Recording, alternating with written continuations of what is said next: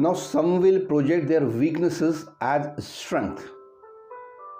Now, this is an art and not everybody can do. So, we have to learn how to tell our weaknesses so that it appears as strengths. Now, let us see few examples of this. For example, sir, I like to do one work at a time because if I do multitasking, I really miss the job that I was doing, and as such, my perfection is lost or my excellence is lost. So I appreciate working and doing one work at a time. So multitasking is difficult for me. There could be another answer that you can say, sir, at times I take quick decisions, and what happens is I receive setbacks, and then I learn the lessons the hard way, and I have to take back my decision and reconsider it and then go about doing the work. So this could be also an answer. Another could be, sir, I go much detail in doing a work. So what happens is I miss deadlines.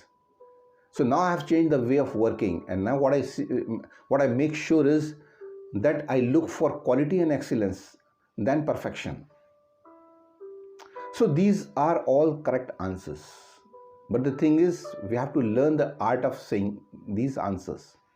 Because what will happen is, if you don't have the practice of doing it, or if we are not able, or if you are not skilled in answering these kind of questions, what will happen is it will backfire. HR knows that you are trying to project your weaknesses as strength. They understand, but they are trying to understand that have you got that skill of presenting it. तो ऐसा होता है कि कभी कभी आप अपनी कमज़ोरी को अपनी ताकत के रूप में भी बता सकते हैं, लेकिन उसको बताने की एक कला होती है। तो कुछ उत्तर जो आप दे सकते हैं उसमें कुछ एग्जाम्पल देख लेते हैं कि जैसे मैं एक ही समय पे एक काम कर सकता हूँ, क्योंकि बहुत से काम अगर मैं करूँ तो जो मेरा काम है, जो हो रहा था, जो कर रहा था, वो ही गड़बड़ हो जाता है।